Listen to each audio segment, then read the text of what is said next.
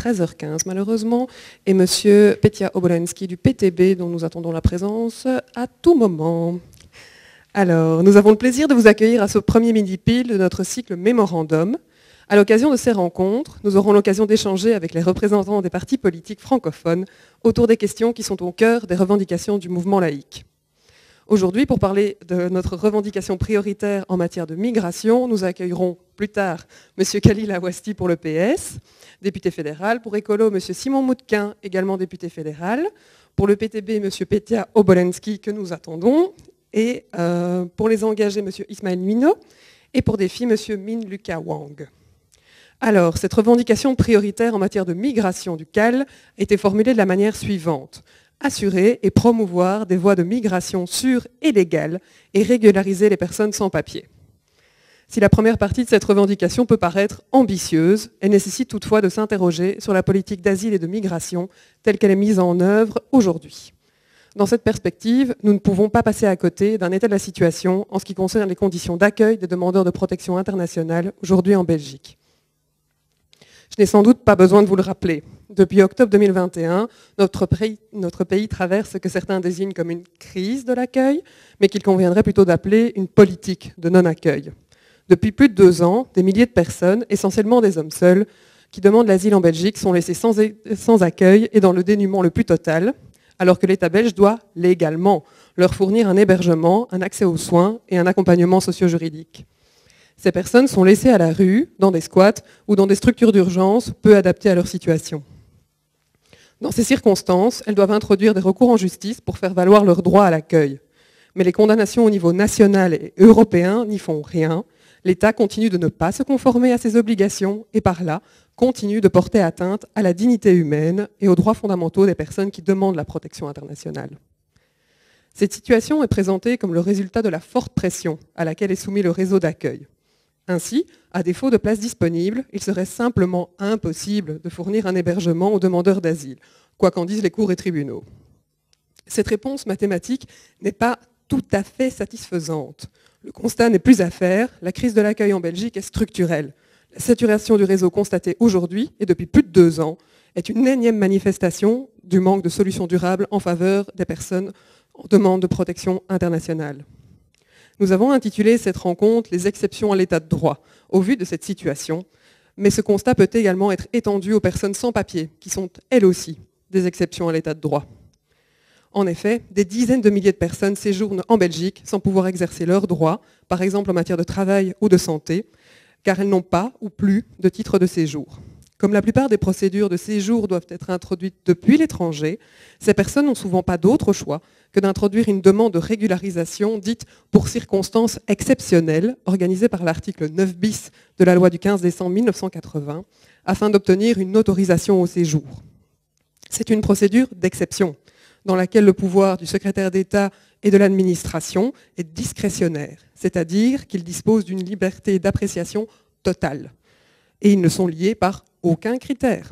Dans ce contexte, l'absence de cadre légal clair, prévisible et accessible et de transparence porte atteinte au principe de prééminence du droit sur le pouvoir politique et administratif, partie intégrante de la société démocratique et donc de l'état de droit.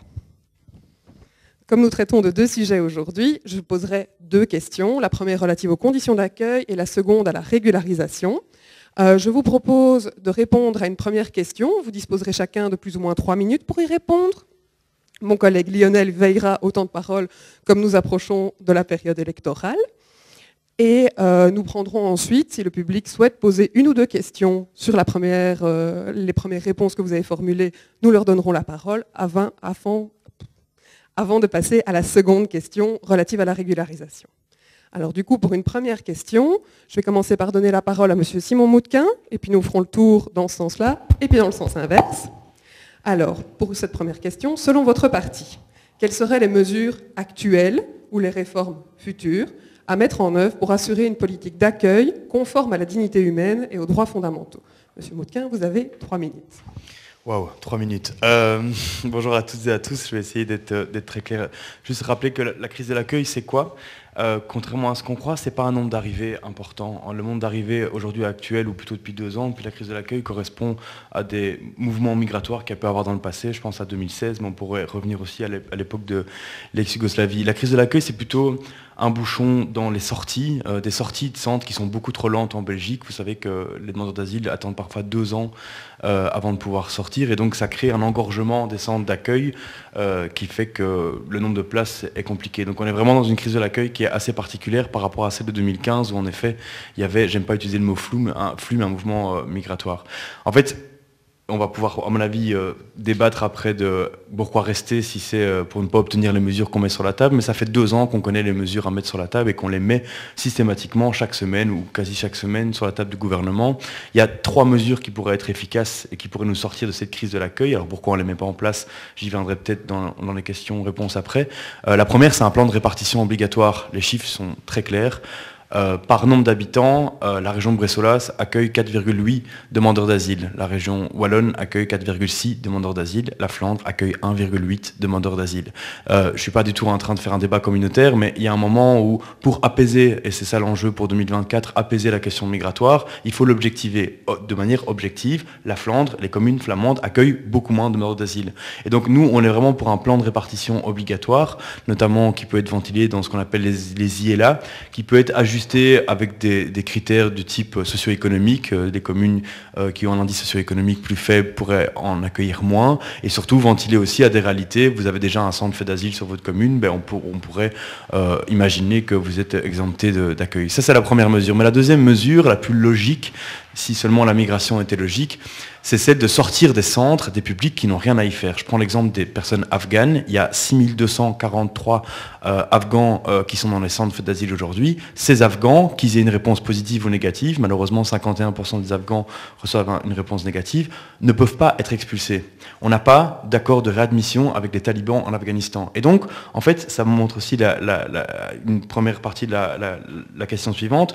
La Belgique crée des sans-papiers, par exemple avec des Afghans, puisque si vous avez un négatif, vous ne pouvez pas rentrer chez vous, et donc vous devenez sans papier. En fait, il faut sortir ces personnes des centres en leur donnant un titre de séjour provisoire, par exemple de 5 ans, ce qui libère 6241 places automatiquement. Et donc ça m'amène à peut-être une première conclusion. Il y a d'autres mesures qui sont en place, c'est la question de la défense. La défense, c'est dommage que mon camarade socialiste soit pas là, et je m'entends très bien avec lui, et je sais que le PS fait beaucoup de choses. La défense ne fait pas assez en Belgique pour pouvoir répondre à des mesures d'urgence. Mais ça amène une première conclusion qu'il faut quand même pouvoir dire, et je sais qu'on est parti dans le gouvernement, c'est bien un blocage politique. On est bien dans un blocage politique. On a des partis néerlandophones qui ne veulent pas un plan de répartition, notamment le CDNV qui veut protéger ces communes en Flandre. On a des partis, faut le dire, qui ne veulent pas que la défense fasse plus de travail. Alors on nous rétorque, ouais, mais pourquoi Gilles Quinet ne fait pas la mobilité? Enfin ça va, on va pas mettre des demandeurs d'asile dans des gares, c'est pas du tout logique, et ça n'a aucun intérêt. Et donc oui, il y a des blocages politiques, chacun défend un peu son précaré, et il n'y a pas de volonté politique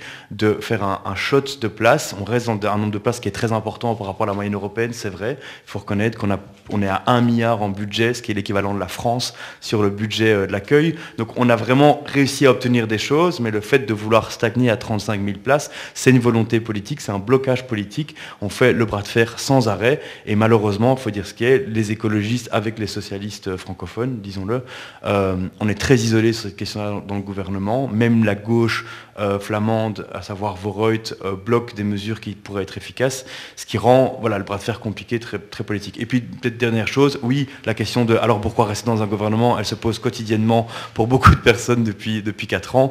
La réalité, c'est est-ce que quitter un gouvernement aujourd'hui, avec vous savez l'enjeu de l'extrême droite et de la NVA, va aider les personnes qui sont dans la rue? Moi, c'est ça mon seul souci.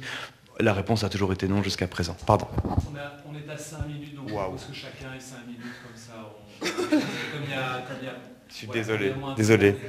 Mais je t'ai donné 2 minutes du coup. Monsieur Nino. Parfait. Donc, vous avez très bien dressé le constat, parce que moi j'avais écrit le contexte, avec le fait qu'aujourd'hui on a entre 2500 et 3000 personnes qui sont demandeurs d'asile, qui sont dans les rues à Bruxelles, qui sont sans logement. On a une durée moyenne pour une décision qui est de 444 jours.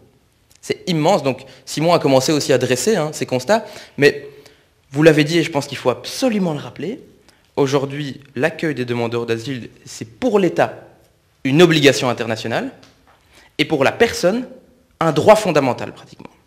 Et donc aujourd'hui, on ne peut pas se poser la question de se dire est-ce que politiquement on décide oui ou non de le faire.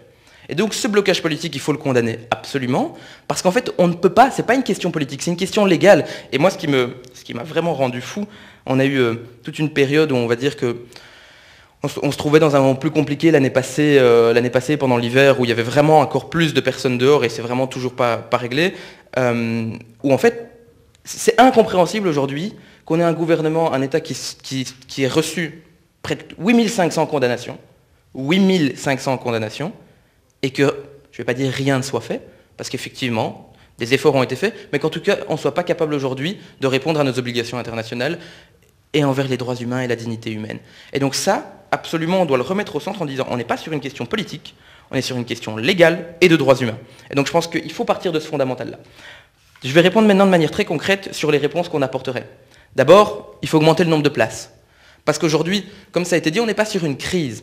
La question aujourd'hui, et ça c'est le secrétaire d'État Franken quand il l'a fait, qui a diminué le nombre de places en se disant en fait il y en a qui sont inutilisées, on doit avoir des places tampons, parce qu'aujourd'hui, notre accueil de demandeurs d'asile ne dépend pas des personnes qu'on veut accueillir, mais dépend des conflits qu'il y a dans le monde. Et donc on doit être capable d'absorber un choc qui pourrait être dû à un conflit quelque part dans le monde. Et on sait à quel point il y en a malheureusement aujourd'hui partout dans le monde. Donc absolument augmenter le nombre de places et être sûr d'avoir des places tampons. Deuxième chose, il faut parler aussi des services, de l'administration qui existe autour de l'asile et de la migration, mais donc principalement ici de l'asile. Il faut absolument faire mieux travailler les services. Il y a des rapports qui ont été rendus sur le fait que les services n'étaient pas assez informatisés, qu'ils ne collaboraient pas suffisamment ensemble, et donc vraiment absolument les rapprocher pour fluidifier le travail. Et aujourd'hui, je sais qu'il y a un package législatif qui a été, une forme d'accord qui a été trouvé, qui n'est pas encore adopté au Parlement, qui est encore en commission, avec 4 propositions de loi majeures. Donc une sur la loi sur l'accueil, une sur le retour proactif, une sur le regroupement familial et une sur les apatrides. Alors c'est important d'avancer, c'est super important d'avancer. Il y a un code de la migration qui a été un peu mis au frigo aussi. Mais vraiment, et ça j'essaie d'être dans le concret, dans les réponses précises même actuellement, sur ces propositions de loi, on a quelques remarques majeures. Par exemple, sur celle sur les apatrides, par exemple.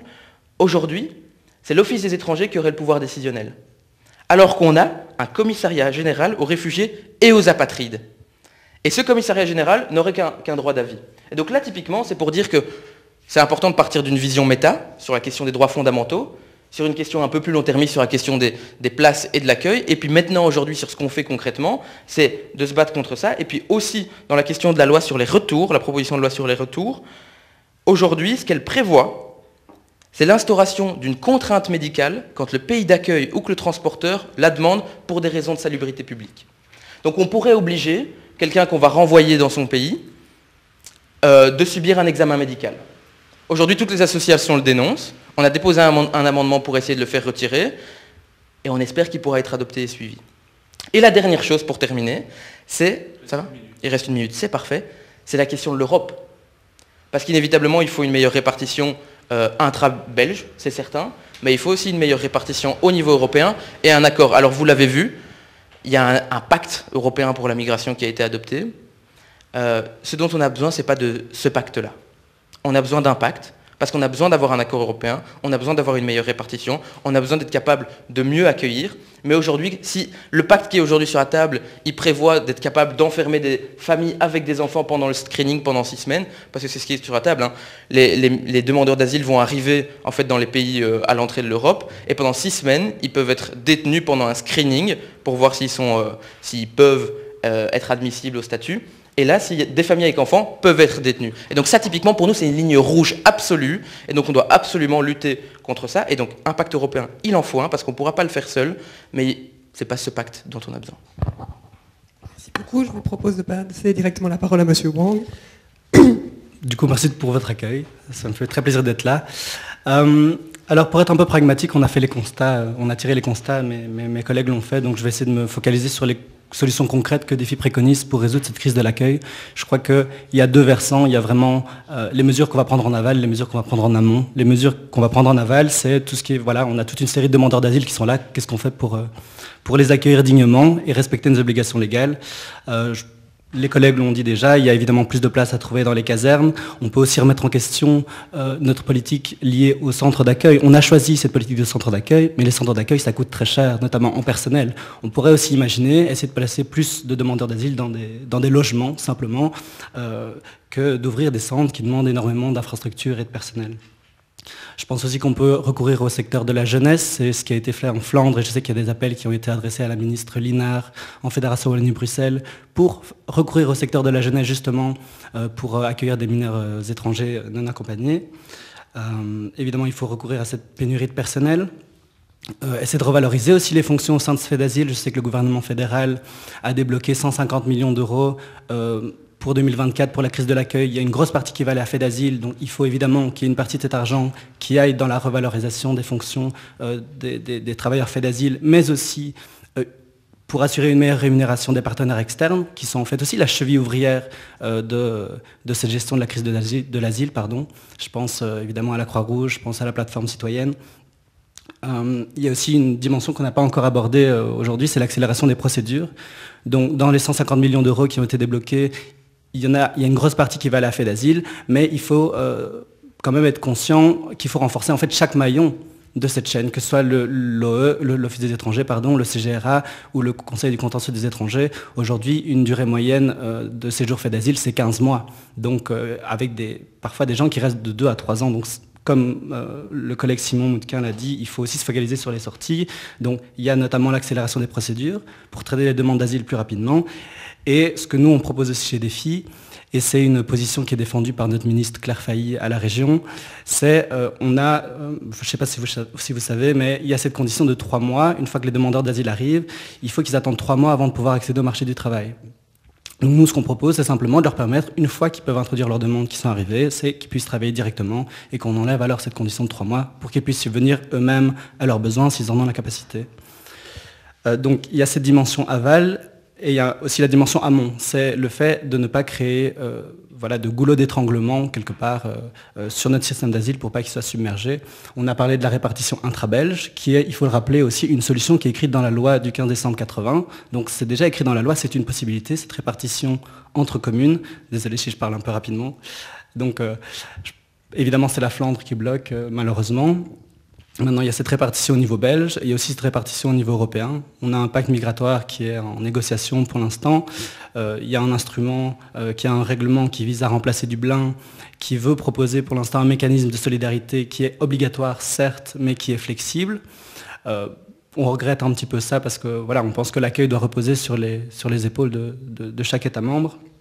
Et enfin, il y a une dernière solution que Défi préconise, parce que un des facteurs significatifs de l'arrivée d'une migration illégale sur le territoire, c'est notamment le fait qu'il n'y ait pas suffisamment de voies alternatives sûres et légales pour accéder justement à la Belgique. Donc ce que nous on propose, c'est de mettre en place une nouvelle voie de migration économique pour essayer de faire matcher les flux migratoires avec nos besoins démographiques et économiques.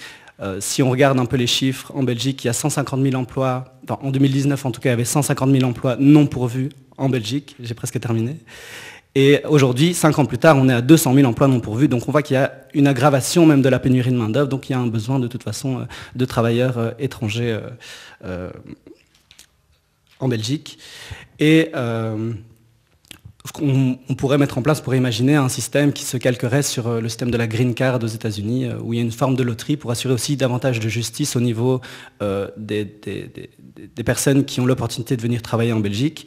Aujourd'hui, les gens qui arrivent ici, il faut bien se rendre compte, c'est généralement des gens qui ont suffisamment de revenus pour payer les passeurs, etc. Et donc, il y a tous ces gens les plus pauvres dans des pays, notamment en Afrique, qui n'ont pas du tout accès à la chance de pouvoir avoir l'opportunité de travailler en Belgique. Et donc voilà, on pense que ça serait une manière aussi de faire diminuer la pression sur notre système d'asile. Voilà. Merci beaucoup. Je vais peut-être laisser la parole au public, vu que M. Obolensky n'est toujours pas présent. Si quelqu'un a des questions, je peux peut-être en prendre une ou deux.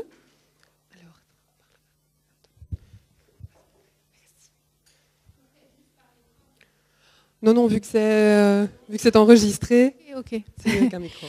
Moi, j'ai une question pour Monsieur Wang, parce que vous avez parlé de recourir au secteur de la jeunesse. Est-ce que vous pourriez développer plus concrètement ce que vous entendez par là? Donc, donc recourir au secteur de la jeunesse pour notamment les demandeurs d'asile mineurs. Il fonctionne? Oui, c'est bon. Je pense que ce qui a été fait en Flandre, mais sauf erreur de ma part, c'est voilà, il y a toute une série de places aussi dans des centres d'accueil pour des jeunes, par exemple, dont les parents sont défaillants. Donc je sais qu'il y a eu quelques places qui ont été débloquées, c'est pas énormément, mais pour des mineurs étrangers non accompagnés, je pense que ça peut être quelque chose qui peut vraiment voilà, leur permettre de rebondir et au moins d'avoir un toit sur la tête. Et, je sais que c'est un secteur qui est bouché quand même, il n'y a pas suffisamment de place aujourd'hui, mais s'il y a des places, je pense qu'il vaut mieux les mobiliser plutôt que de laisser ces jeunes dans la rue. Voilà. Il faut trouver des places là où il y en a, c'est tout. J'ai aussi une question concernant la proposition de ne plus utiliser des centres d'accueil en fonction du coût du personnel, etc. Est-ce que vous pensez vraiment que les personnes qui arrivent en Belgique et qui ne connaissent pas finalement la façon dont ça fonctionne ici ne doivent pas être accompagnées? Parce que leur donner un logement, oui, mais il faut quand même, je pense, leur permettre d'être accompagnés, notamment pour avoir accès au droit et pour comprendre aussi comment le système fonctionne et comment ils peuvent s'insérer dans le système.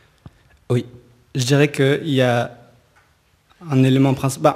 Je l'ai... Pardon. Pour les réponses aux questions, mais 2 minutes comme ça chacun. Oui. Désolé d'être un peu... Pas de souci. Peut-être prendre une deuxième question, et comme ça...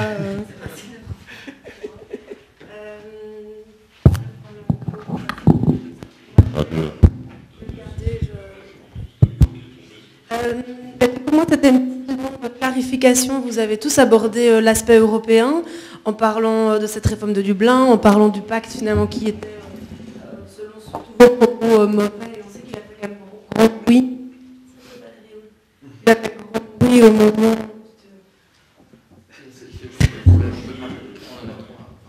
donc il avait fait grand bruit au moment de son vote, etc. Donc peut-être une petite clarification, parce que là, c'est vrai que vos interactions, je ne comprends pas très bien exactement vos positions et si finalement elles peuvent se croiser ou pas. Voilà.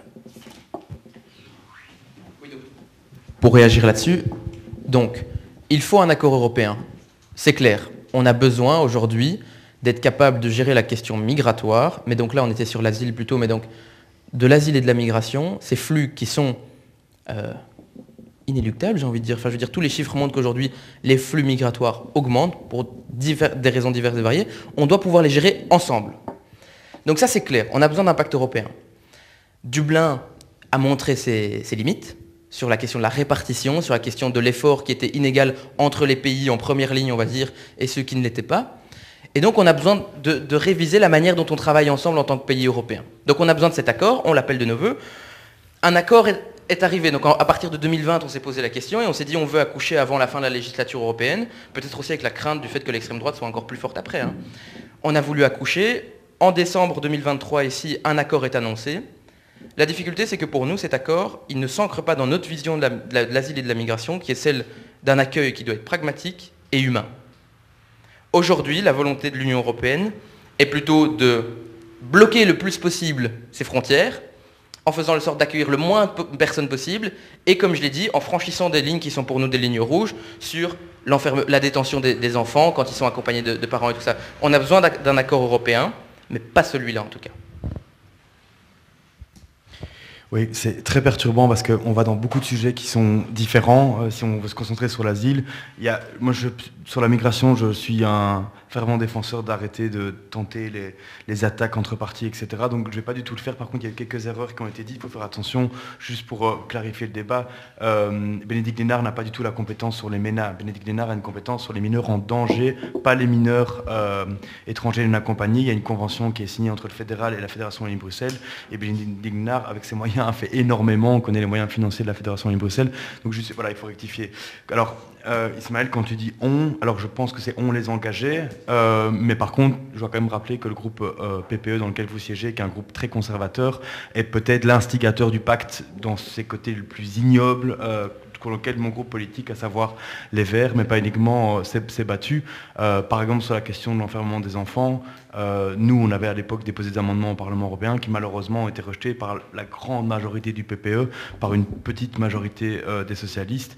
Mais c'est pas du tout pour faire, et je sais que la stratégie des engagés, c'est de rester dans le PPE pour tenter d'influencer, et merci pour ça. Je sais que Benoît Ludgen fait un très bon travail là-dessus, donc attention, je ne suis pas dans une guéguerre, mais c'est juste que voilà, la réalité politique européenne, elle est compliquée. Nous, les Verts, on s'est battus depuis le premier jour qu'on se pacte.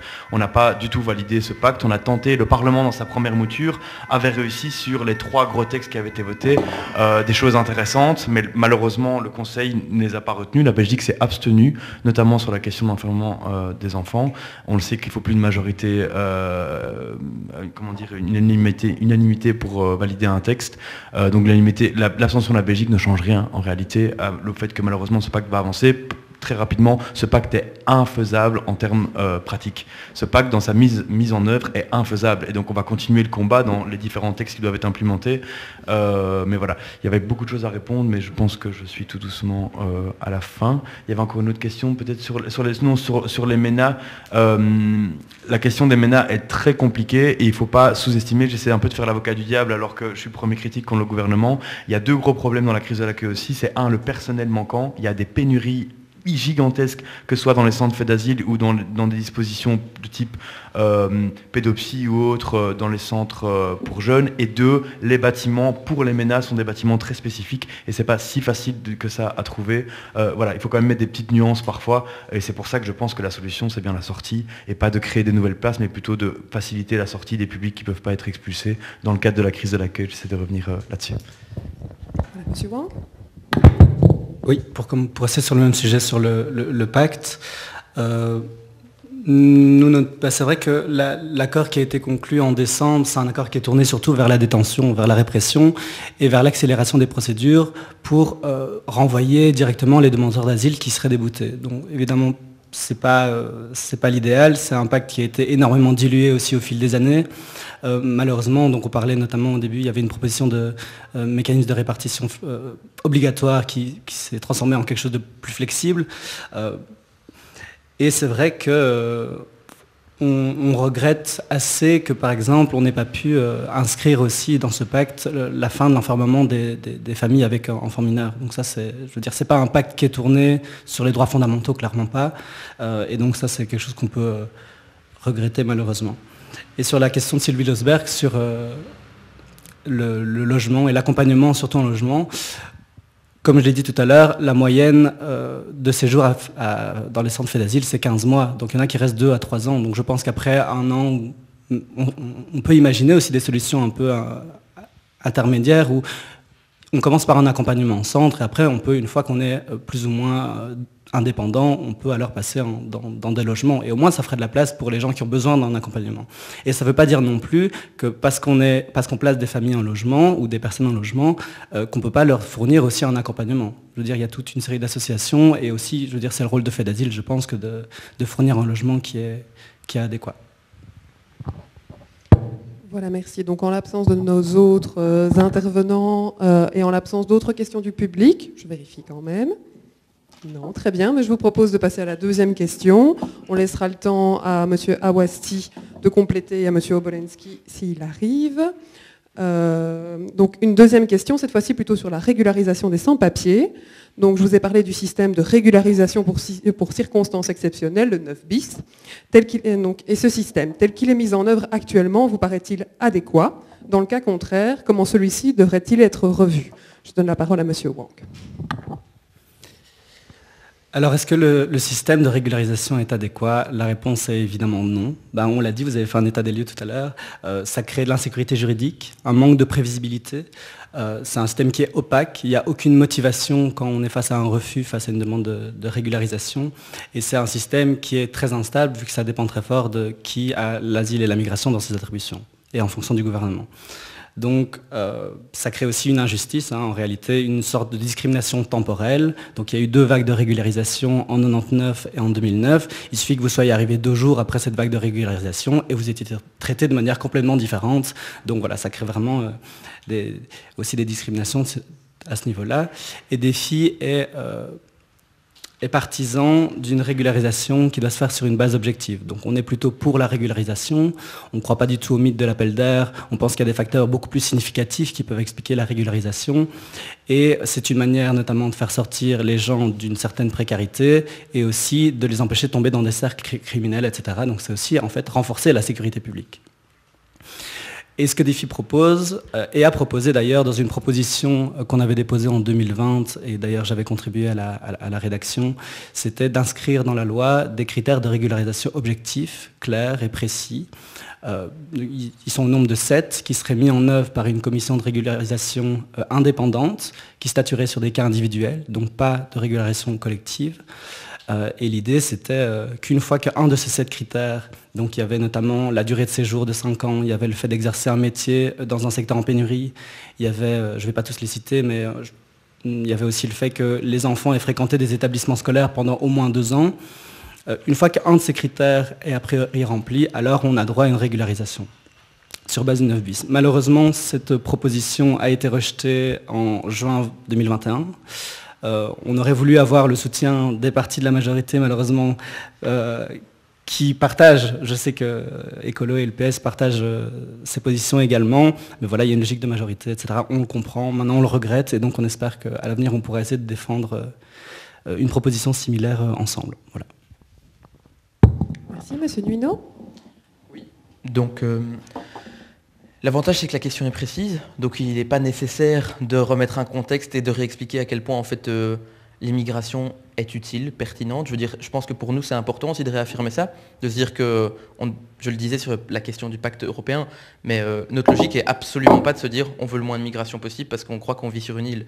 La migration existe, et elle est un fait, et on doit l'accueillir pour tous les bénéfices qu'elle nous apporte parce qu'elle nous en apporte énormément. Ça a même été objectivé économiquement. Moi, en général, quand j'ai ce genre de débat, on n'est pas sur ce type de public ici, je crois, mais quand j'ai le débat avec des gens qui ne sont pas convaincus, j'essaye d'abord d'utiliser des arguments humains, d'intégration, de culture, d'humanité, de dignité. Et puis à la fin, si vraiment personne n'est convaincu, je dis, mais attendez, même la Banque nationale, elle nous dit qu'en fait, la migration, ça nous rapporte. Donc là, j'essaye parfois. Mais donc, c'est dire à quel point on doit aborder cette question sous un prisme de se dire, et donc réaffirmer ici notre position en tant qu'engagé, de dire on est positif par rapport à ça. Sur la question du 9 bis. La question du 9 bis, je vais répondre un peu comme mon collègue ici. Oui, ça ne marche pas. Ça ne marche juste pas. On a, l'année passée, mené une longue campagne là-dessus, pendant l'hiver, en fait, comme j'en ai déjà parlé, où en fait, on a demandé maintes et maintes fois de mettre en place des critères objectifs. En fait, j'ai l'impression que ça relève encore une fois, au-delà de la légalité, mais juste de la dignité. Genre, en fait, les gens viennent et ne savent pas à quelle sauce ils vont être mangés. Écoutez, c'est à la discrétion de la secrétaire d'État en l'occurrence, de choisir si elle décide ou non d'accorder. Vous l'avez très bien dit, hein, vous avez bien mis en contexte, mais donc on ne peut pas fonctionner comme ça dans un État de droit, on ne peut pas fonctionner comme ça dans un État où on veut faire primer les droits fondamentaux sur des décisions politiques qui changent de gouvernement en gouvernement, comme ça a été dit. Et donc, comme ça a été dit, DEFI a déposé une proposition de loi qu'on a soutenue, et comme ça a été dit, la majorité n'a pas été en capacité de la soutenir. Et donc là, on a un vrai problème avec le fait que tout le monde semble d'accord sur le fait qu'il faille évoluer, mais on est impossible de sortir de ces carcans majorité-opposition. Et je sais à quel point c'est compliqué, sincèrement, mais donc vraiment, là, effectivement, il y a une forme de frustration politique qui est de se dire que on semble avoir une majorité politique, mais on est incapable de le faire avancer.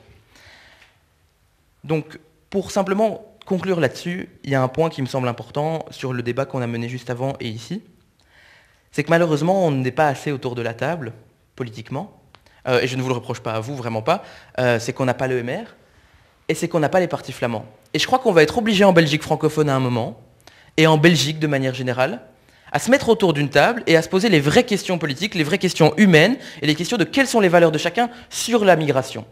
Comment est-ce qu'on est capable de travailler ensemble, et pas, pendant la campagne, ne pas se parler, puis quand on va se retrouver à la table de gouvernement, dire « mais en fait, on n'est pas du tout d'accord, on ne sait pas comment on va marcher », et faire du business as usual.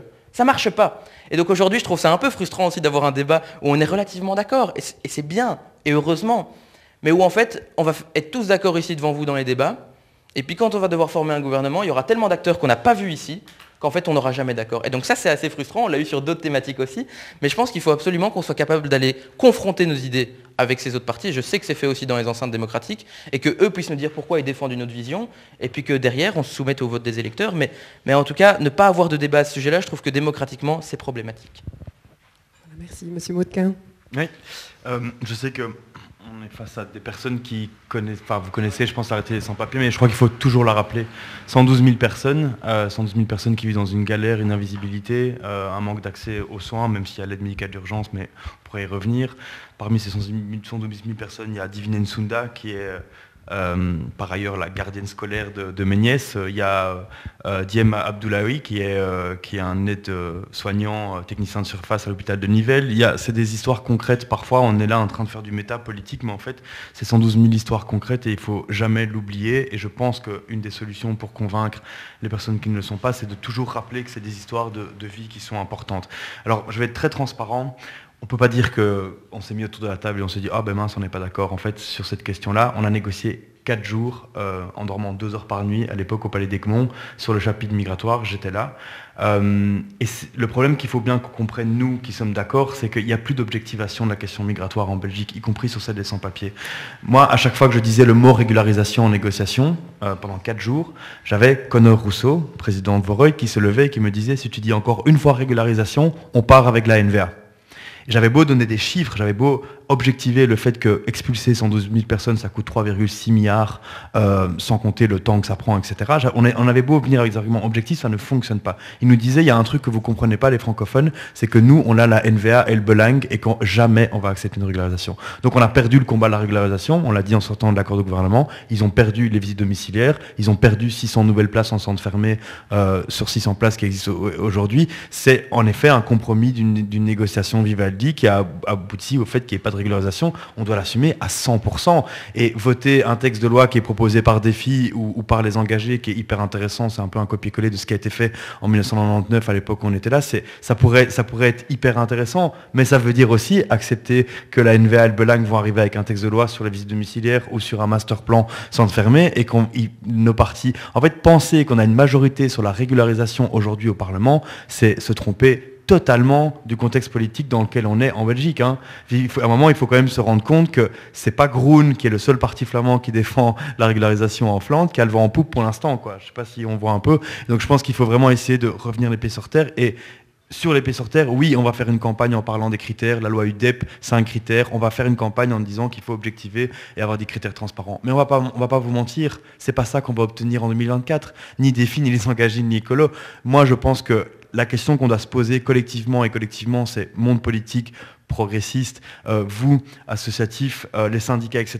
La seule question qu'on doit se poser, c'est quelle régularisation on peut obtenir qui permet de régulariser le plus de personnes dans le contexte politique qu'on aura en 2024. C'est ça la seule question. Et une partie de la réponse, c'est d'aller vers une régularisation sur base du travail, des métiers en pénurie. C'est pas celle qu'on veut. On va essayer de la compléter avec une régularisation sur base de la formation, comme ça a été fait en Espagne. On pourrait essayer de convaincre les partis néerlandophones sur un Kinderpardon, comme ça a été fait aux Pays-Bas. Donc il faut trouver des solutions, mais il ne faut pas mentir aux sans-papiers, parce que je peux vous dire que je suis le seul parlementaire qui fait le tour des centres fermés toutes les semaines pour essayer d'aller en sortir, qui va voir les collectifs, les occupations, qui les reçoit environ 3-4 fois par semaine, par mois au Parlement. Et il ne faut pas mentir à ces personnes qui sont déjà dans un espoir qui est hyper compliqué. Il faut être réaliste et par contre aussi se préparer. Pourquoi pas essayer de se former ou d'organiser des formations avec les personnes sans papier pour faire correspondre régularisation par les métiers en pénurie avec une stratégie de formation avant. Voilà, on essaie vraiment de trouver des solutions, on contacte énormément d'avocats, on contacte énormément de collectifs sans papier. Voilà, la question, il y a aussi l'interaction avec les permis uniques dans les régions, mais là ça devient très technique, mais elle est importante quand même. Peut-être qu'il faudra passer par une forme de régionalisation de la régularisation, c'est dangereux, ça veut dire qu'on abandonne quand même toute une série de personnes en Flandre, mais peut-être qu'à un moment, on va falloir réfléchir en effet passer via le permis unique qui pourrait permettre de débloquer, puisque vous savez que les régions octroient un permis unique, mais qui n'octroient pas un titre de séjour automatiquement. Or, si on fait du permis unique si on fait du permis unique une possibilité de régularisation, ça peut être intéressant parce que du coup les régions ont beaucoup plus la main. C'est une piste. La piste de régulation par le travail, il ne faut pas la faire comme en 2009 parce que c'était une catastrophique. Ça a été catastrophique, ça a lié des gens à leur employeur avec des situations parfois d'exploitation qui ont été très graves. Donc il faut beaucoup mieux la réfléchir, mais ça va être le contexte en 2024. Je ne vais pas vous mentir, Vorreut est... Désolé, mais affreux sur la question migratoire depuis quelques années. On peut revenir sur les tests médicaux obligatoires qu'on a vachement atténués quand même. C'est le ministre de la Santé qui les a demandés, Vorreut. Donc voilà, il y a une réalité politique en Flandre qu'il faut à un moment accepter et il faut faire avec. C'est pas du pragmatisme naïf, c'est juste pour les personnes sans papier qu'il faut avoir une stratégie qui est très affinée et peut-être un peu mieux construite que maintenant. Voilà. Merci. Alors, je vais peut-être passer la parole au public s'il y a des questions. Alors, je vais donner la parole à Sylvie. Oui, alors on entend quand même que dans le tableau que vous dressez, M. Moutquin, sur la difficulté de convaincre avec des faits objectifs, qu'il y a une contradiction interne. On a besoin de personnes en Belgique sur le plan démographique, sur le plan économique. Comment se fait-il qu'on n'arrive pas à avoir dans ce débat le poids de la FEB ou du VOCA? Est-ce qu'il y a des négociations qui ont été initiées? Est-ce qu'il y a une position différente, par exemple, de la FEB ou du VOCA, ou même de l'Union wallonne des entreprises? Donc il y a d'autres acteurs qui peuvent peut-être permettre aux politiques de s'appuyer sur leurs alliés, puisqu'on sait bien que le VOCA, c'est quand même l'allié de certains partis politiques que je ne citerai pas. Est-ce que là, il y a peut-être une piste à investiguer? Je vais vous laisser répondre peut-être, M. Moutquin. Oui, ça va. Et puis je ferai tourner la parole à vos collègues. Alors vous avez à 100% raison et ça m'évoque un appel que j'ai eu il y a 2 jours avec Benoît Lejeune. Benoît Lejeune, c'est un entrepreneur, couvreur-zingueur de Gouvy. Et la police est venue arrêter un de ses travailleurs, Billy Sako, d'origine guinéenne, bref. Et ce mec m'appelle et il me dit « Moi, j'en ai rien à faire de vos trucs politiques. En fait, je m'en fous de la politique, je vous déteste. Mais moi, je veux mon travailleur, en fait. Moi, il bosse comme un dingue. » Et je lui ai dit « En fait, vous avez 10 fois plus d'impact que moi, politique. Jamais Vorreut, le CDNV ou d'autres partis vont m'écouter. C'est vous qu'on doit écouter, en fait. Parce que moi, écologistes, ils s'en foutent. Ils me prennent pour un islamo-gauchiste qui veut ouvrir les frontières. Ça n'a aucune utilité dans leur façon de penser. Et donc, vous avez tout à fait raison de penser que le secteur économique, de manière générale, doit beaucoup plus prendre la parole. Et par contre, attention, c'est aussi le secteur économique à qui ça arrange bien d'avoir une manne de travailleurs exploitables depuis des années. Le secteur de la construction, notamment, ou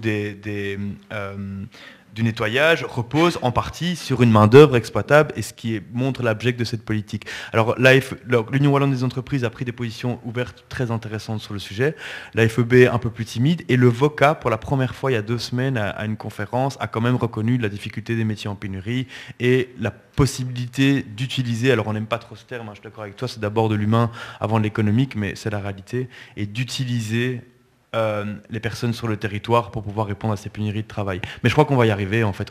On est dans un moment où on ne peut pas faire autrement, c'est impossible. Les pénuries sont telles dans des dizaines de secteurs qu'on va y arriver et je pense qu'il n'y a pas que l'économique. Les églises en Flandre, il faut s'appuyer dessus. La grève de la faim, j'y étais quasi tous les jours. Sans doute un des pires moments de l'histoire belge de ces dernières années, c'est les églises qui ont convaincu Sami Mehdi qu'il fallait lâcher sur certains aspects. C'est pas Vorreut, c'est pas Écolo Groen, et c'est encore moins Défi, les engagés que c'est pas un gouvernement, avec tout le respect que j'ai pour vous. Mais donc voilà, il faut vraiment créer des alliances, et je pense, dernière alliance qu'il faut activer, quand je vois le basculement de Vorreut, on pourrait aussi faire une conférence entière là-dessus, stratégie de Vorreut, plutôt aller vers la social-démocratie danoise, très à gauche sur le socio-économique, plutôt à droite sur l'identitaire. Il faut que les syndicats néerlandophones réveillent Vorreut, quoi. Parce que leur position sur la migration, je vois que mon camarade Khalil est arrivé, merci au PS de tenir aussi bien la barre sur des positions très claires sur la migration, et je sais que c'est compliqué aussi pour le Parti socialiste francophone, mais c'est très inquiétant. En termes de démocratie, parfois c'est très inquiétant. Même Nicole Demore, parfois, me dit, wow, les positions de Vorreut sur la migration, c'est quand même vous dire, quoi. Voilà, Monsieur Nuino. Je vais finir les réponses aux questions qui ont été posées, puis nous laisserons la parole à Monsieur Khalil Awasti qui vient d'arriver. Et donc pour répondre, parce que beaucoup de choses ont déjà été dites et je suis assez en accord avec ça, ça fait écho en fait au début de mon intervention qui était celui de dire après l'humain, après la dignité, vient l'argument économique et on doit être capable de s'en servir. Et aujourd'hui c'est vrai qu'on a de plus en plus d'entreprises, on a de plus en plus de patrons qui nous disent, moi c'est beaucoup des retours de nos bourgmestres qui nous disent, en fait moi j'ai plein de patrons qui viennent qui me disent, mais en fait lui il travaille super bien, pourquoi est-ce qu'il ne peut pas rester, pourquoi est-ce qu'il doit partir? Il y a une décision qui, même c'est aussi des politiques, mais qui ne comprennent pas l'absurdité de la manière avec laquelle ça marche. Donc aujourd'hui, et comme l'a dit Simon, on va arriver aujourd'hui avec une telle tension de pénurie en termes de recrutement pour les métiers, mais il n'y a pas... Parce que métiers en pénurie, aujourd'hui, c'est des centaines de métiers différents, et même dans les métiers qui ne sont pas en pénurie, c'est très dur de trouver. Et donc je pense qu'on va de plus en plus avoir besoin, au-delà des rapports de la BNB qui nous disent qu'un étranger ne nous coûte pas plus cher qu'il ne nous rapporte, on va aussi en avoir besoin pour financer notre système de pension plus tard, améliorer notre démographie, etc. etc. Juste, moi j'ai toujours effectivement un problème avec le fait d'en parler sous cet axe-là, parce que c'est malheureusement le pire de tous, mais si on peut aller convaincre des gens avec ça, il faudra s'en servir, et c'est ce que je disais, ça faisait écho à ce que je disais tout à l'heure, je m'en sers quand c'est vraiment le dernier des arguments qui peut toucher quelqu'un. Voilà, maintenant Monsieur Wang. Oui, je suis relativement d'accord avec ce qui a été dit aussi, mais il y a une question, je trouve qu'on a un peu mis sous le tapis et qu'on essaye, je sais que la gauche essaie souvent de mettre sous le tapis, c'est la question identitaire. Et c'est vrai qu'il y a un paradoxe aujourd'hui, on est dans une société qui est beaucoup plus tolérante qu'il y a 40 ans, et aujourd'hui on a l'extrême droite qui explose et les questions migratoires qui sont au centre de l'agenda politique. Effectivement, si on regarde un peu avant les années 80, il n'y avait quasiment aucune loi sur la migration. C'était un non-sujet. Et puis voilà, un contexte international qui a favorisé très fort déjà l'émergence de l'extrême droite et la mise en avant. Et c'est l'extrême droite qui a mis à l'agenda ces questions migratoires. Et donc je pense que ça inquiète aussi en partie les gens et je pense qu'il faut les rassurer. Et il faut tenir un discours positif sur la migration, sur la richesse que ça peut apporter, aussi culturelle, sociale, etc. Et aussi les rassurer en mettant en place des mécanismes, peut-être des parcours d'intégration qui sont plus poussés, des politiques de diversité qui sont peut-être un peu plus poussées également. Et voilà, je pense qu'il faut mettre l'accent aussi dans les discours politiques sur les bienfaits de la migration et pas seulement économiques, mais aussi sociaux, etc. Et permettre aux gens de se rencontrer les uns les autres. Voilà, merci beaucoup. Je vais céder la parole à Monsieur Khalil Awasti. Nous avons déjà traité les deux questions de ce midi pile. Est-ce que je vous les rappelle peut-être ? Je veux bien, je suis désolé, je suis un mauvais élève, je suis arrivé en retard, vraiment désolé. Vous êtes venu, c'est déjà très très bien. Alors notre première question touchait sur les conditions d'accueil, où nous posions la question de savoir, selon votre parti, quelles seraient les mesures actuelles ou les réformes futures à mettre en œuvre pour assurer une politique d'accueil conforme à la dignité humaine et aux droits fondamentaux. Je vais vous laisser 5 minutes peut-être, comme vos collègues, pour parler de ce sujet. Écoutez, merci d'abord. Voilà, en ce qui concerne l'accueil, on n'a pas le choix. C'est ce que je répète depuis des années, tout le temps, et systématiquement. C'est pas un choix, c'est une obligation. Voilà, l'accueil est un droit pour ceux qui doivent en bénéficier, c'est une obligation pour l'État, et on doit simplement l'assurer. Alors c'est quoi assurer l'accueil? C'est simplement se dire, il y a des directives européennes, il y a une directive accueil, il y a des lois nationales, il y a des lois nationales sur l'accueil.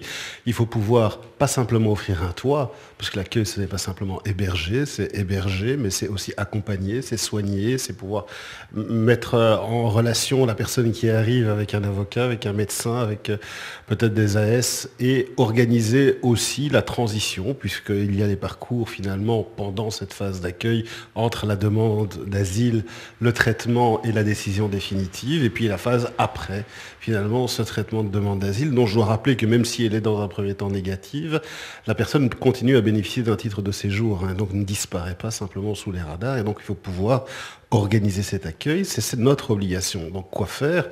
Il faut investir.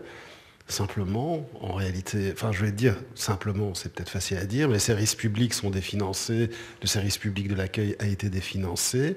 Dans la phase 2014-2019, on a vu le cadre de fait d'asile est passé d'à peu près, je pense, 2200-2300 ETP à 1600 ETP, le cadre structurel. 1600 ETP, donc Franken qui s'enorgueillait, et c'était le gouvernement MRNVA s'enorgueillait de cela et a diminué le cadre d'asile. Ils ont supprimé et ils ont commencé à supprimer progressivement tout ce qui était le format d'accueil individualisé.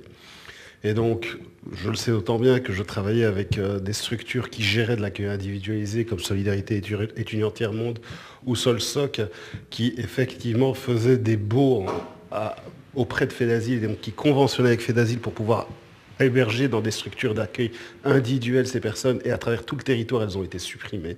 C'est plusieurs milliers de places qui ont été supprimées, ce qui était incompréhensible, si ce n'est dans un message politique, puis c'était incompréhensible économiquement, puisque l'accueil individuel coûte moins cher que l'accueil collectif. C'est peut-être contre-intuitif, mais c'est vrai. À l'époque, c'était 47 € versus 65 € par jour, et je pense qu'avec les deltas, ça ne fait que s'accroître. Compter plusieurs milliers de logements et le nombre de journées annuelles, ça fait, si on est dans une stricte logique budgétaire, ça fait énormément d'argent.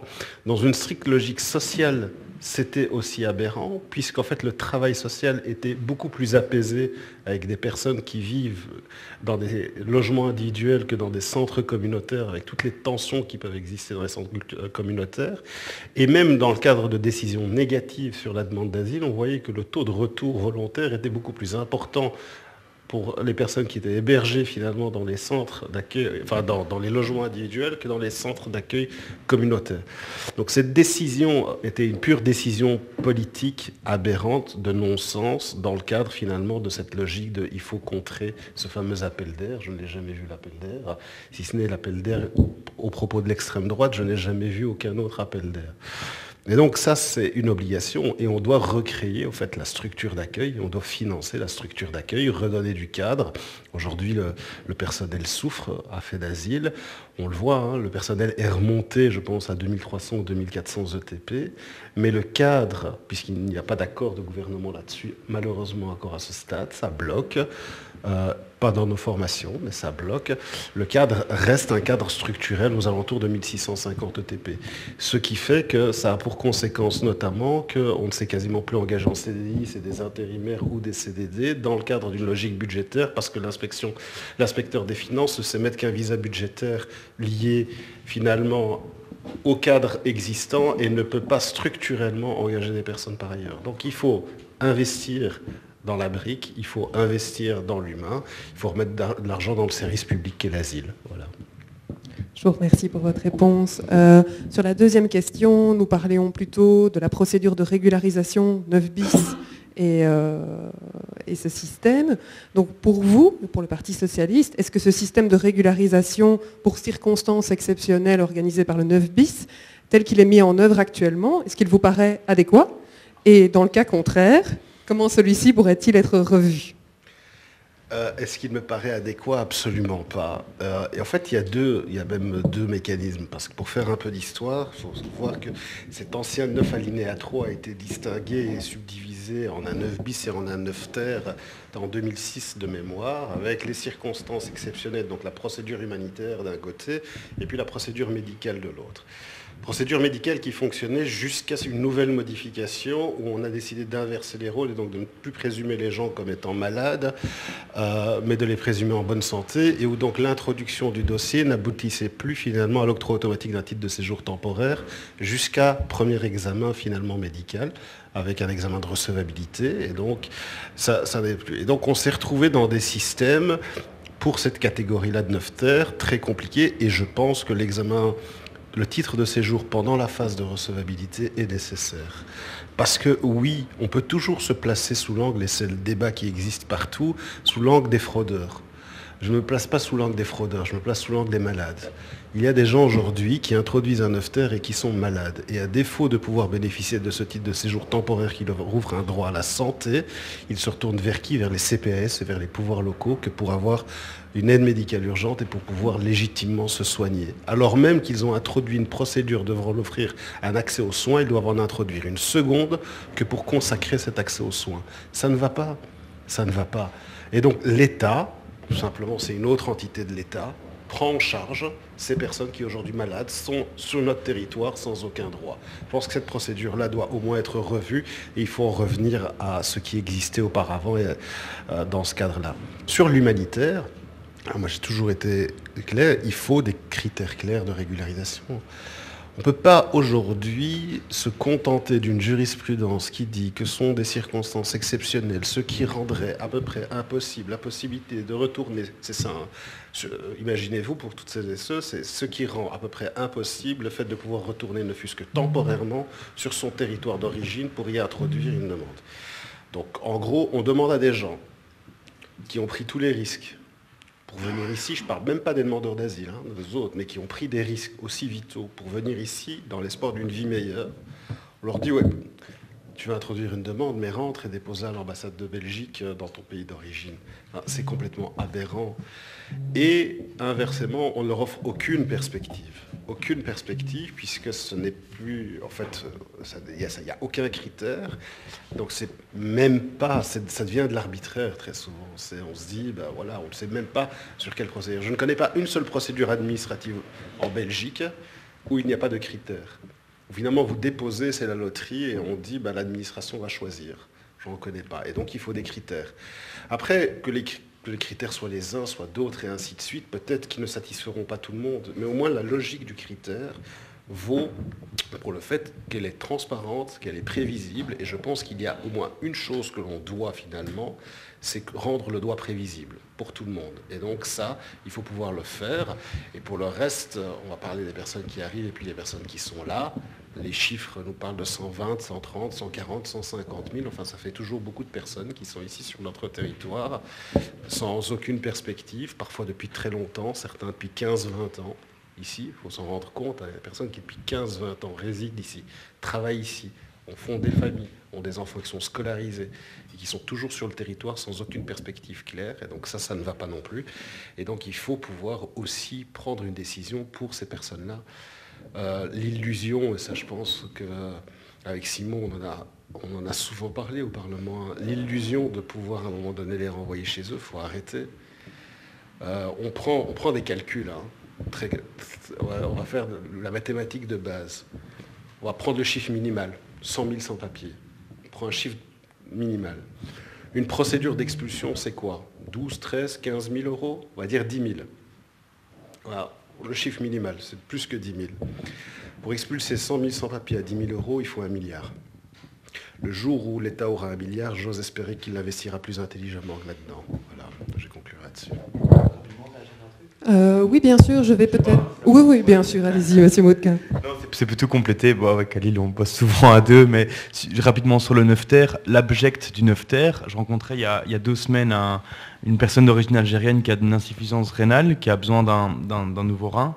En fait, on lui prétend que son traitement est disponible dans son pays d'origine.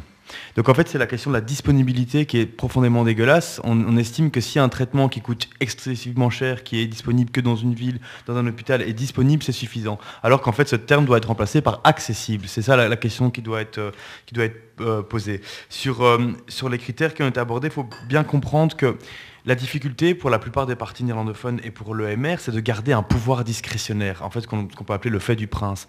Nous, on dit, c'est pas parce qu'on met des critères que vous pouvez pas conserver un pouvoir discrétionnaire à côté. Donc c'est profondément hypocrite de faire croire que notre proposition va exclure des sans-papiers qui ne rentreraient pas dans les critères, parce qu'on leur dit, mais gardez un pouvoir discrétionnaire, c'est pas du tout ça la question. Donc c'est assez intéressant. Et l'autre argument qu'il faut avoir en tête, je nous le dis entre nous parce qu'il faut, comme je le disais, essayer d'avoir des stratégies, il y a vraiment une difficulté, surtout au nord du pays, de dire, oui, mais ils ne respectent pas les règles. La règle, c'était de demander une possibilité de migration légale depuis leur pays. Moi, je prends toujours un exemple et je terminerai par là.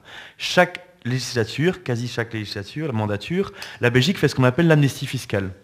On dit à des gens qui ont été planqués leur argent en Suisse ou ailleurs, en fait, on est d'accord de fermer les yeux sur l'illégalité de ce que vous avez fait, en échange, vous ramenez votre argent. Donc en fait, quand vous faites de l'amnistie fiscale, les règles de base, on les met de côté, on fait une exception, mais quand vous avez galéré à traverser en payant parfois 10 000 balles à des passeurs entre Kaboul et Bruxelles, ou en risquant votre vie, etc., surtout en risquant votre vie, là par contre, non, on vous demande de pouvoir quand même être dans la légalité. Donc il y a une hypocrisie, et on pourrait parler du biais raciste, islamophobe derrière la migration, ce serait une immense conférence aussi. Il y a une hypocrisie incroyable dans les politiques migratoires aujourd'hui actuelles, ce qui me rappelle aussi la question de l'apatride que tu as évoquée sur les Palestiniens, qui est l'hypocrisie de considérer qu'un enfant palestinien doit être reconnu palestinien alors que son État ne reconnaît pas la Palestine. Le système migratoire n'est fait que d'hypocrisie et de posture politique et malheureusement peu de rationnel d'objectivation, mais on va y travailler sans relâche. Alors je vais peut-être proposer, si nos autres intervenants veulent intervenir, histoire de maintenir l'égalité. Non ? Alors du coup, je vais peut-être prendre une question du public. Voilà. En tout cas, déjà merci parce que je trouve que on est tous bien conscients que c'est une matière et une législation très très complexe et que donc voilà, donc merci de faire l'exercice. C'est pas évident de parfois synthétiser ça en quelques minutes.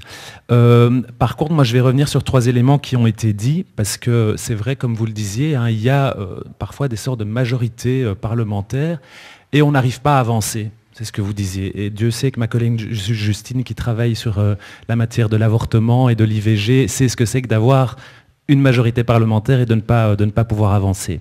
Par contre, là où je vous rejoins, c'est qu'il y a, semble-t-il, en tout cas dans le chef des francophones, des partis francophones ici autour de la table, une volonté sur le sujet d'aujourd'hui d'avancer.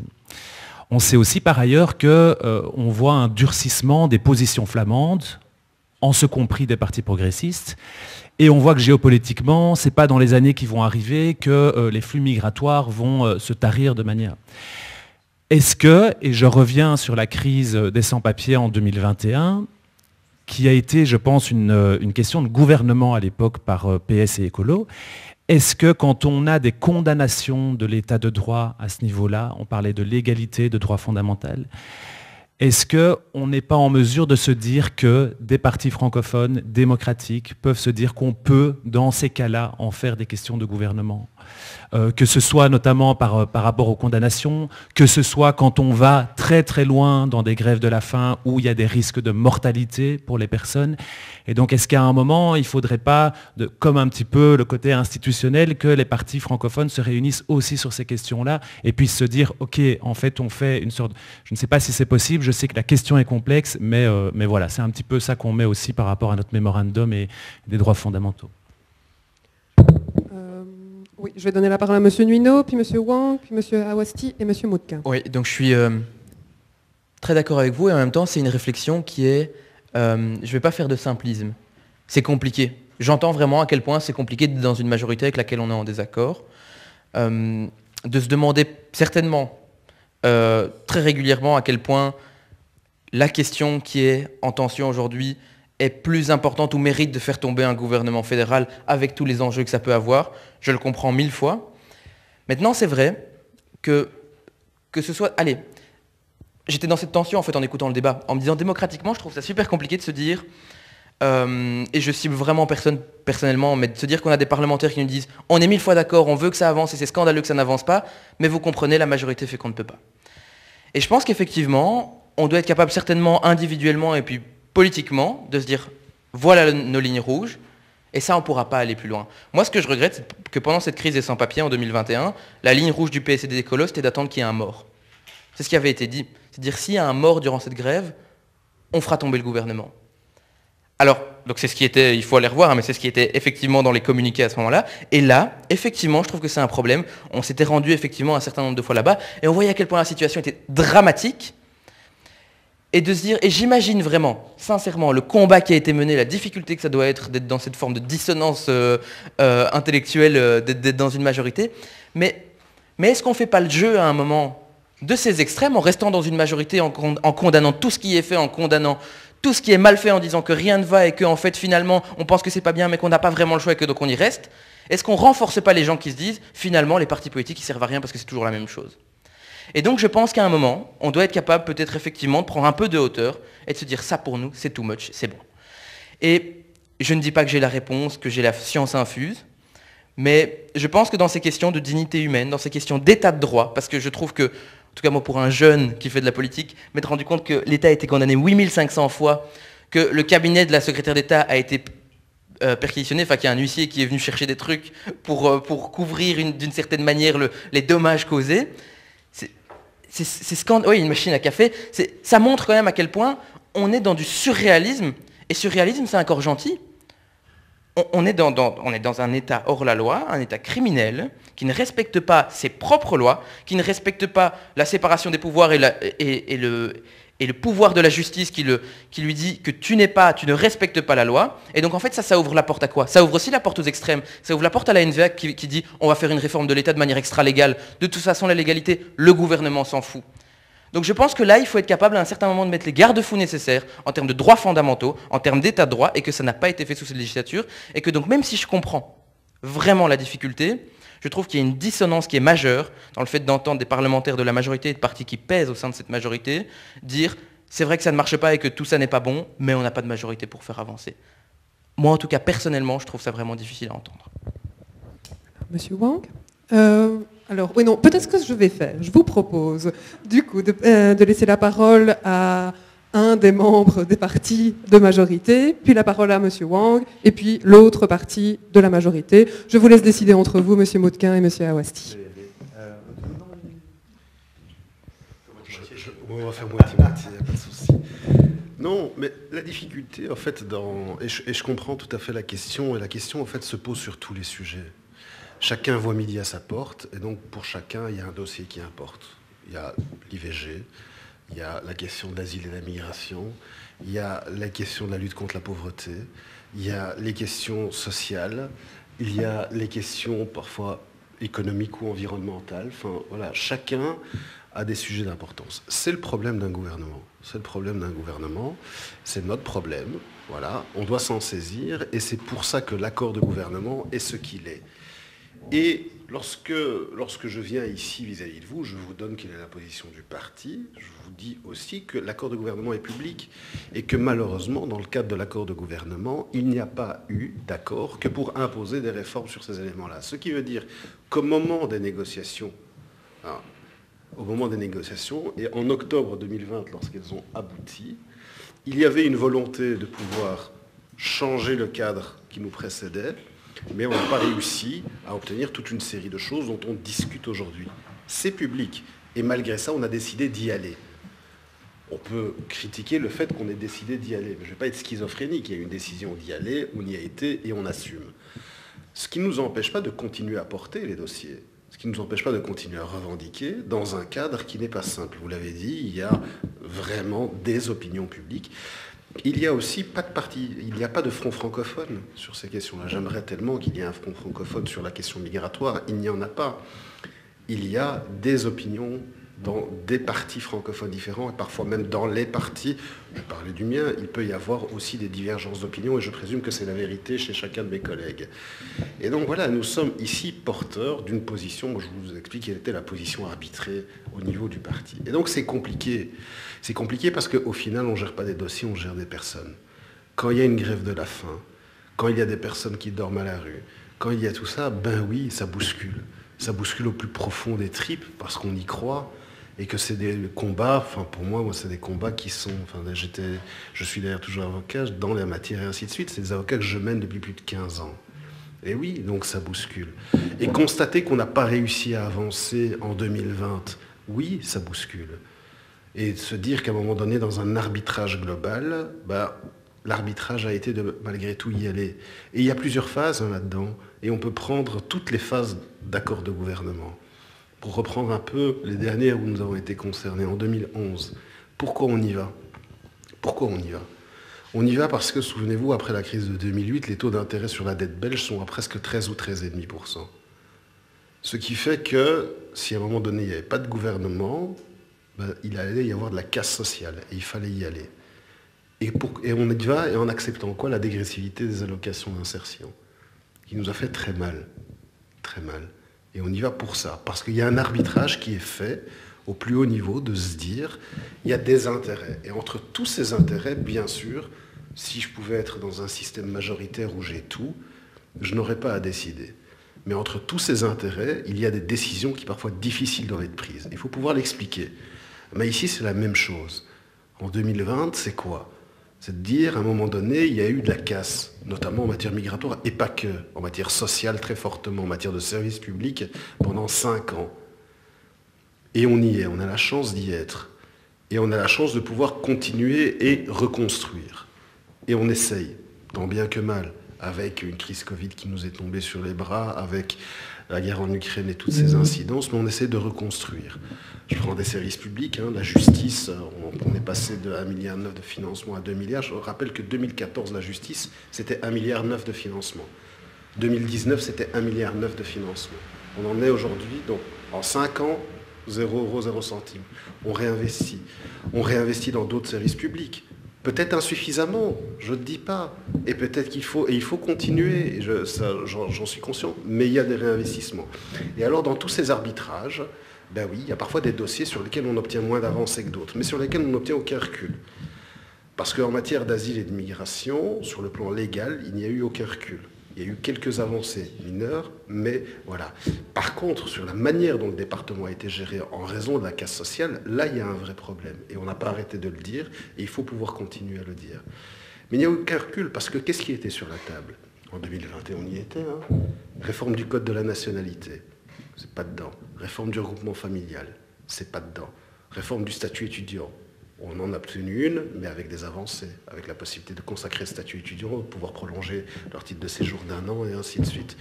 Et ainsi de suite, et ainsi de suite. Et il y avait un catalogue des horreurs qui était l'héritage de la législature passée sur ces matières-là. Il a fallu enlever ça, essayer d'obtenir quelque chose, non-enfermement des enfants mineurs dans les centres fermés, mais enfin considérer qu'un enfant, c'est un enfant et c'est pas un étranger. C'était compliqué à concevoir pour certains, ça l'est toujours pour d'autres, mais voilà, c'est des choses qui existent. Un apaisement, j'ose espérer, en tout cas de la société, sur ces questions-là, mis à part dans les sphères, dans les fachosphères, mais ça, je ne sais pas l'empêcher, et continuer à avancer. Mais faire de la politique, c'est ça. C'est malheureusement un moment, c'est se retrousser les manches, monter, aller au charbon et essayer d'obtenir des choses parfois compliquées. Je vais vous laisser enchaîner, Monsieur Moutquin. Peut-être plus brièvement. Oui. Oui. Non, c'est pas grave. Je vous voyais captivé par les paroles de Khalil, mais je comprends, moi aussi, quand il parle en commission,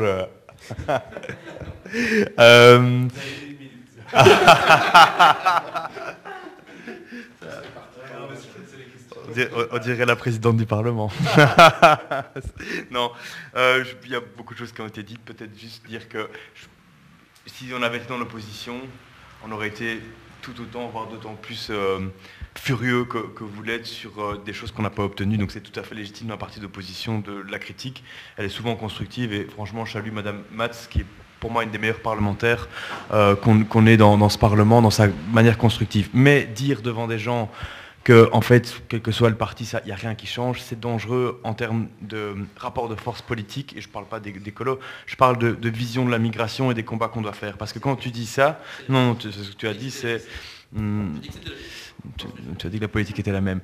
En fait, clairement, mettre fin à l'enfermement des enfants dans une Europe où le populisme monte, on est le 2e pays européen à le faire, à l'inscrire dans la loi.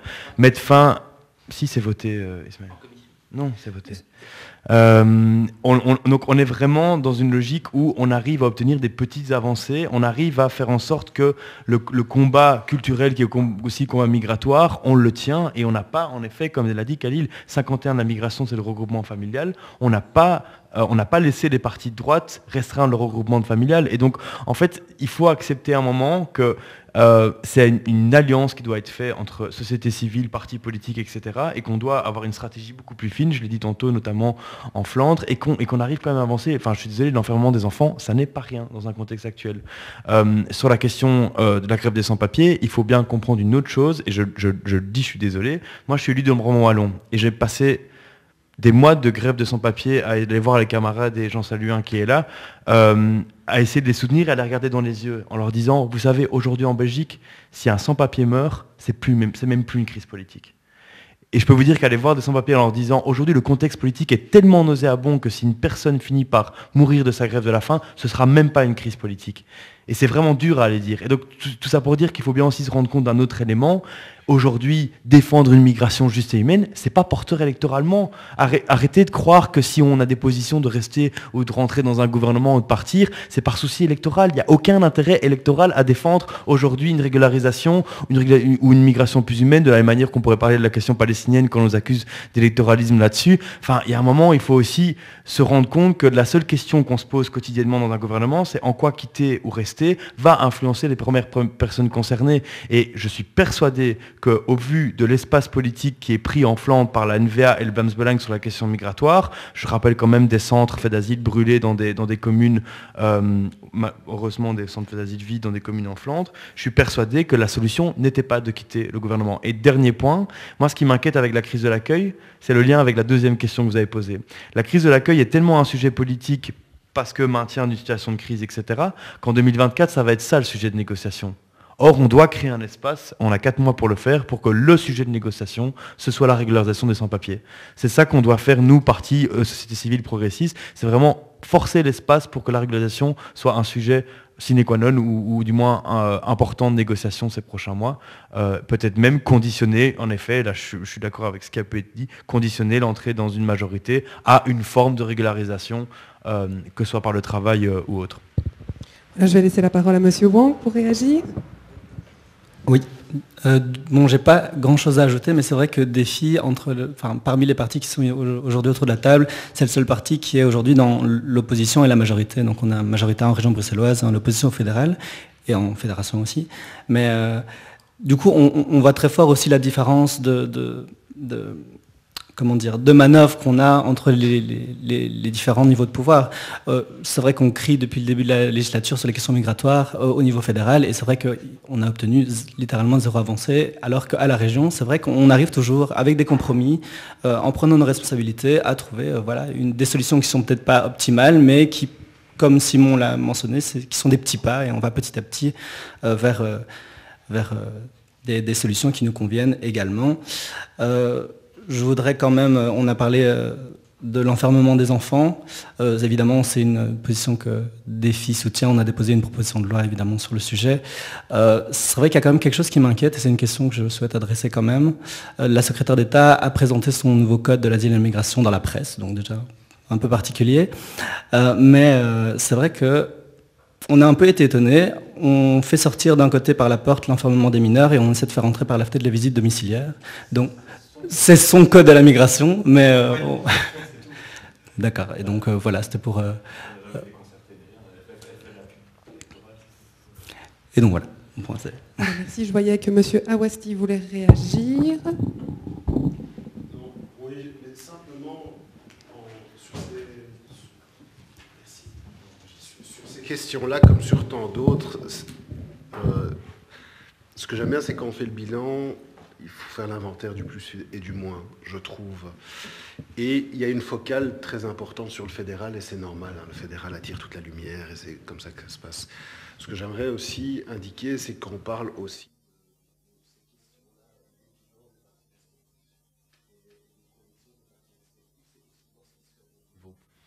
Et un niveau de pouvoir que je connais, c'est le niveau local. Une région que je connais, c'est la région bruxelloise. Et quand je regarde, notamment dans le cadre de la crise de l'accueil, et ainsi de suite, où est-ce qu'on ouvre des centres, où est-ce qu'on ouvre des places, faites l'inventaire et regardez la couleur politique finalement des communes qui ouvrent des centres. Voilà, sont toujours les mêmes. Et donc, ce qui démontre en réalité, mais oui, la difficulté, je le disais, à un moment donné, quand on monte quelque part, de pouvoir monter avec un choix et donc avec une logique d'intérêt et de se dire à un moment donné, on y va ou on n'y va pas, mais quand on y va, on y va. Et on ne peut pas non plus pleurer sur le lait renversé systématiquement. Et puis de l'autre côté, de se dire là où on a le pouvoir, là où on peut faire des choses, comment le fait-on? Et je pense que le niveau local démontre à suffisance l'engagement de ma formation, je vais parler pour celle de Simon aussi, et de Défi, et même des engagés, puisque voilà, ça s'ouvre un peu partout. Là où c'est possible, on ouvre. Mais majoritairement, j'ai envie de dire, c'est quand c'est vert et quand c'est rouge que ça ouvre. Merci beaucoup. Je propose qu'on passe au lunch ici juste à côté. Si le public a d'autres questions, je pense que les parlementaires et les représentants seront absolument disposés à vous répondre en plus petit comité. Voilà, je les remercie sincèrement d'être venus et je vous remercie vous également.